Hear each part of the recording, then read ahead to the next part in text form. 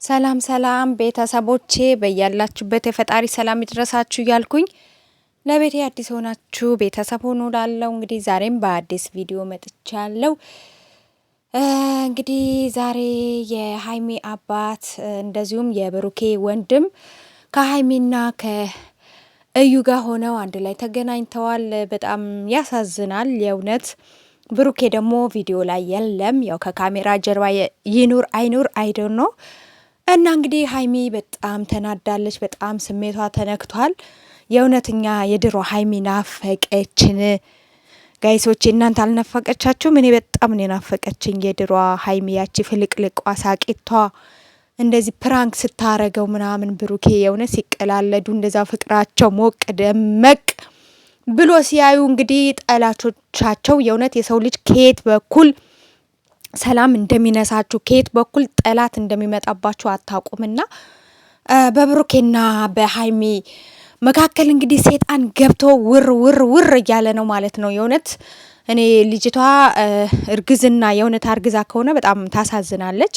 ምክንያቱም በአደባባይ አባቱ ያልሆነው ልጅ እንግዲህ አባቱ አይደለውም፣ እኔ አላስረገዝኩሽም፣ ከአንቺ ጋር አልጋ አልተጋፈፍኩም፣ በቃ ከአንቺ ጋር አልተኛሁም፣ በቃ ልጅሽ የኔ ልጅ አይደለም ብሎ ወንድ ልጅ ካወቀ ከነገራት፣ ብሩኬ ነገራት፣ ልጅቷ ምሰማ ነገር አይደለችም። ጭራሹ በየቀኑ እየባሰባት ሌላ ታሪክ እየፈጠረች እያወራች ነው። እንግዲህ በዚህ መካከል ደግሞ ማናት ሀይሚ ደግሞ ትዕግስት አጣች። ትዕግስቷ አለቀ ማለት ነው።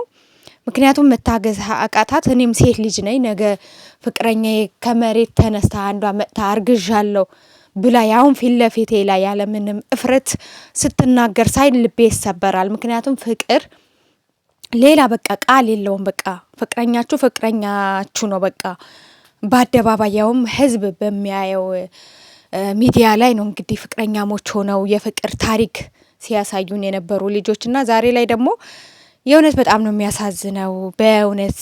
እና ጋሽዬም ቢሆን እውነት መካከላቸው ባይገቡ ደስ ይለኛል። በቃ ይሄ ነገር እንደው ቢቋጭ፣ በቃ ልጅቷ ቪዲዮ ላይ ባያመጧት፣ አርግዣለሁ ያለችዋ ልጅቷ በቃ ቪዲዮ ላይ ባያመጧት። የእውነት ተመልካቾቼ በእኔ ሀሳብ የምትስማሙ ከሆነ ሁላችሁም ለነብሩኬ በቃ ልጅቷን በቪዲዮ አታምጧት ብላችሁ መናገር አለባችሁ። ጻፉላቸው፣ ይሰማሉ ማለት ነውና ለሀይሚ ማስተላለፍ የምፈልገው ነገር ደግሞ ተረጋጊ። ቢያንስ እንኳን ልጁ ተወልዶ ዲኤንኤ እስከሚመረመር ድረስ ተረጋጊ። ህይወትሽን አትበጥብጪ።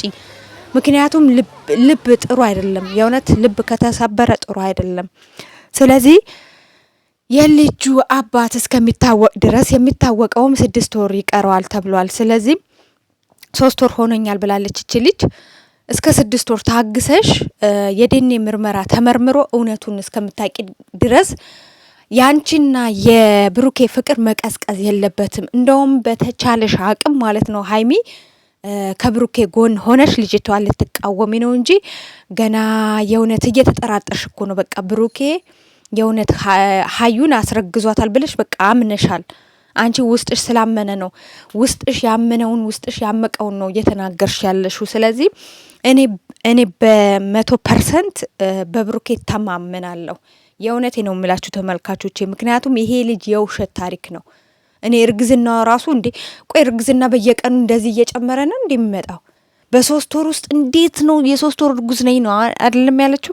የ3 ወር እርጉዝ የሆኑ ሴቶች እንዴት ነው የ3 ወር እርግዝና ማለት እኮ ማስወረድ እኮ ይቻላል እኮ። ፈጣሪ ቅርበለንና ማለት ነው። ይሄ ነገር ባልደግፈው እና ገና 6 ወር የሚቀራት ልጅ በዚህ ደረጃ ሆዷ እንዴት ግፍጥጥ ብሎ ሊመጣ ይችላል ብላችሁ ታስባላችሁ ተመልካቾቼ? እኔ የሆነ አክቲንግ የሆነ ድራማ ነገር ይሸተኛል። ማለትም በቃ በብሩኬና በሀይሚ ፍቅር የቀኑ ቅናታሞች፣ እነዚህ ምቀኞች ማለት ነውና የሀይሚና የብሩኬን ፍቅር በቃ ለማጣላት ለማጣጣል እየጣሩ ያሉ ሰዎች ያሉ ይመስለኛል ከጀርባ። እና እኔ ጓደኞቹ ራሱ የሀይሚም የብሩኬም እኔ አላምናቸውም። የሰው ልጅ መታመን የለበትም። በቃ በዚች ልጅ ትምህርት መውሰድ አለባቸው። ምንድነው ብሩኬም ለትንሽ ጊዜ በሃይማኖትህ ጸንተህ ጸበል ቦታ ገብተህ ብትረጋጋ፣ ሀይሚም ደግሞ ወደ ራስሽ ተመልሰሽ ይሄ ነገር የእውነት እርግዝና ከሆነ የእውነት ከብሩኬ አርግዛ ከሆነ ካልሆነም የእውነት አባቱ እስከሚታወቅ ድረስ እስከ 6 ወር ታግሰሽ ብሩኬና አንቺ ላይ ሌላ ክፍተት ባትጨምሪ። ምክንያቱም እንደዚህ እንድትሆኑ ነው የተፈለገው። በቃ አንቺና ብሩኬ እሳትና ጭድ እንድትሆኑ እና ያለመተማመን እንዲፈጥርባችሁ። ገና ልጆች ናችሁ፣ ታዳጊ ናችሁ፣ ብዙ አላማ ያላችሁ ልጆች ናችሁ እና አብራችሁ ብዙ ነገር እያቀዳችሁ ቤት አንድ ላይ ቀየራችሁ እና በቃ አንድ ላይ መኖር ስትጀምሩ ገና ፍቅርን፣ ትዳርን፣ ህይወትን ሀብላችሁ ልትጀምሩ ስታስቡ ብሩኬ ደግሞ ሽማግሌ ላክ እየተባለ ባለበት ሰዓት ላይ አርግዣለሁ ብላ መምጣቷ ራሱ ሀይሚ መንቃት አለብሽ። ይሄ ነገር እንዴት እንደዚህ ሊሆን ቻለ? እንዴት እስከ ዛሬ ድረስ ደብቃ እስከ 3 ወር ድረስ ደብቃ እንዴት ዛሬ ልትናገር ቻለች ማለት አለብሽ። በዚህ ደረጃ ደግሞ ብሩኬ ሲገፋት ጊዜ እንዴት ነው ማትሄደው? እንዴ በቃ አልፈልግሽም ማለት እኮ በአደባባይ ማለት ነው። አልፈልግሽም ልጄ፣ ከአንቺ ጋር ምንም አይነት ግንኙነት የለኝም። የኔና የአንቺ ታሪክ የቆየ ታሪክ ነው።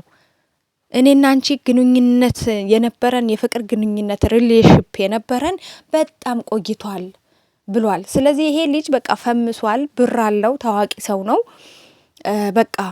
ስለዚህ ህይወቱ መበጥበጥ አለበት ማለት ነው። ስለዚህ አንቺ ብሩኬን ማመን አለብሽ። 4 ነጥብ